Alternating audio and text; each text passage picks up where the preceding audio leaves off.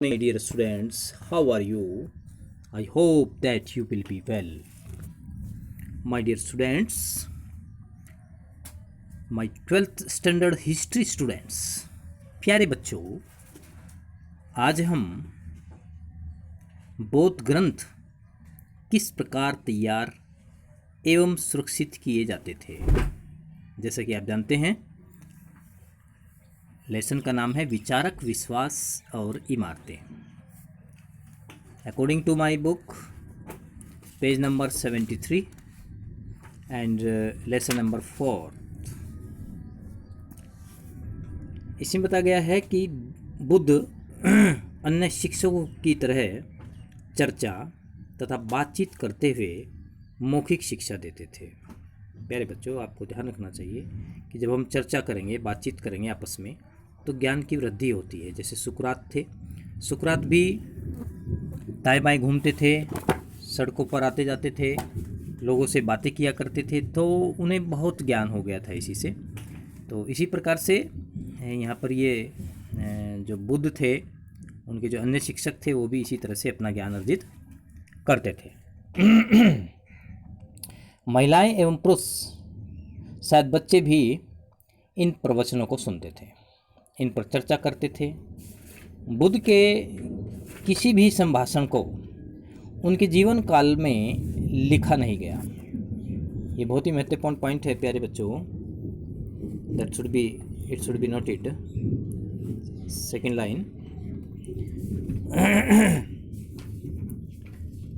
उनकी मृत्यु के बाद 5वीं 4वीं सदी ईसा पूर्व उनके शिष्यों ने ज्येष्ठों या ज़्यादा वरिष्ठ जो लोग थे, सुनने वाले थे, उनकी एक सभा वैसली बिहार स्थित वैशाली का पाली भाषा में रूप था। वैसली, understand my dear students, Bihar स्थित वैशाली का पाली भाषा में रूप। तो वहाँ पर वैसली में उनको बुलाया गया, वहाँ पर ही उनकी शिक्षाओं का संकलन किया गया। और एक बहुत ही महत्वपूर्ण पॉइंट है प्यारे बच्चों, वहाँ पर उनकी शिक्षाओं का संकलन किया गया, तो इन संग्रहों को त्रिपिटक कहा जाता था। बहुत ही महत्वपूर्ण पॉइंट है। क्या कहा जाता था इनको? Tripitaka. It's very important. Tripitaka के नाम से जाना जाता था। प्रश्न उठता है, कई बार क्वेश्चन पूछा गया है, कंपटीशन में भी पूछा गया है और बोर्ड एग्जामिनेशन में भी पूछा गया है कि त्रिपिटक क्या है। तो त्रिपिटक क्या है? ये जो शिक्षाएं थी उनका संग्रह है। विनय पिटक में संघ या बौद्ध मठों में रहने वाले लोगों के लिए नियमों का संग्रह था। ये भी बहुत इम्पोर्टेंट है। विनय पिटक, मेरे प्यारे बच्चों, इनको आप जरूर राइट डाउन करें, जरूर लिखें। बुद्ध की शिक्षाएं सुत्त पिटक में रखी गई एवं दर्शन से जुड़े विषय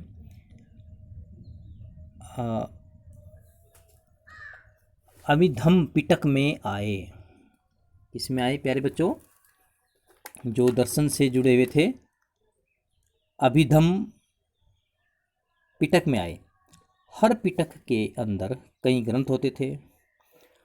बाद के युगों में बौद्ध विद्वानों ने इन ग्रंथों पर टीकाएं लिखी।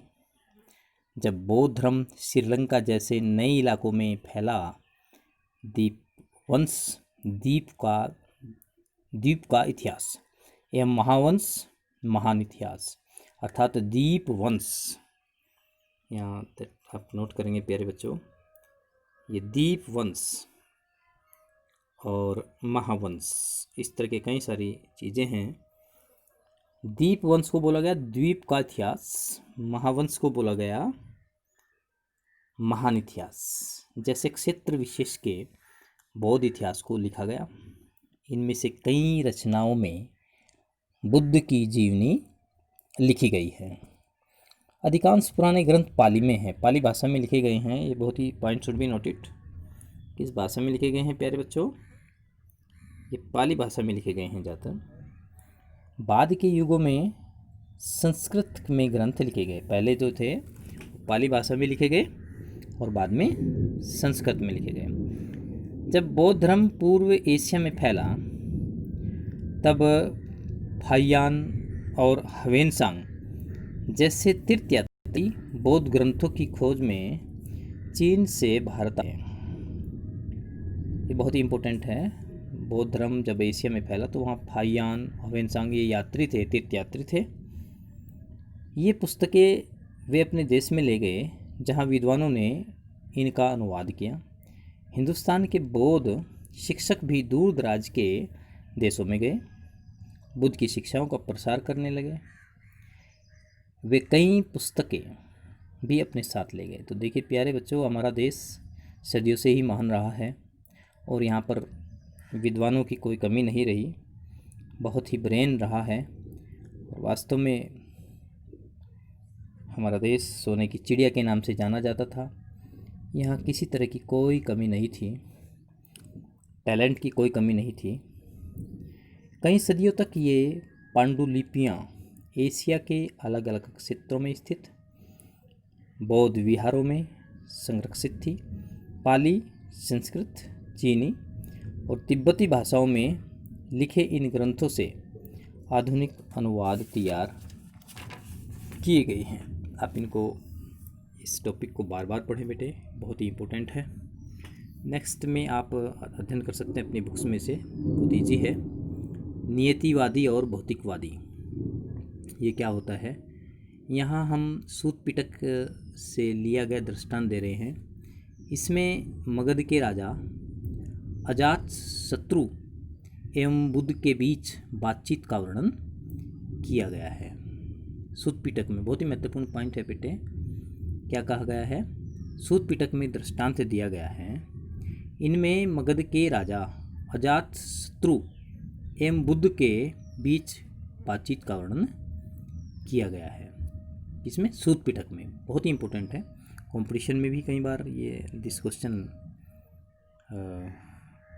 Has been asked and for your intermediate classes, that's very important.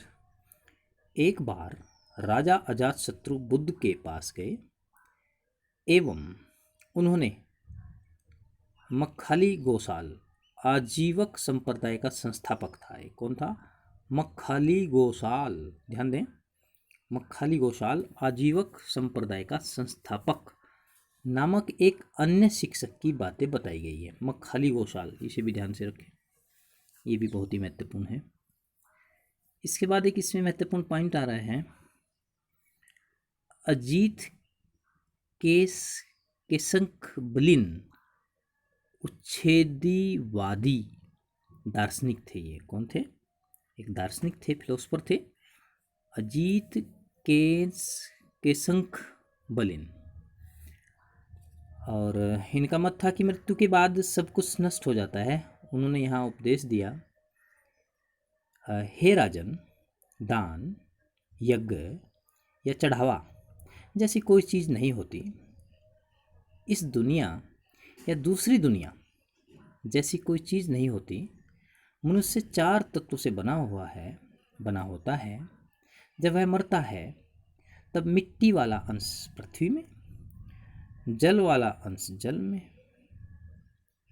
गर्मी वाला अंश आग में, सांस का अंश वायु में वापस मिल जाता है एवं उसकी इंद्रियां अंतरिक्ष का हिस्सा बन जाती हैं। दान देने की बात मूर्खों का सिद्धांत है, खोखला झूठ है। मूर्ख हो या विद्वान, दोनों ही नष्ट हो जाते हैं। मृत्यु के बाद कोई नहीं बचता। देखिए ये उपदेश किसका था बेटा? अजीत केशंक बलिन, उच्छेदवादी दार्शनिक थे, ये इन्होंने लिखा है। प्यारे बच्चों, आप इसको बार बार पढ़ें। कल हम आपको नेक्स्ट डिस्कस करेंगे महावीर का संदेश क्या था। महावीर स्वामी जैन धर्म के बारे में डिस्कस करेंगे, बहुत ही इम्पोर्टेंट है। Be happy my dear students, have a nice day, be happy my my dear students.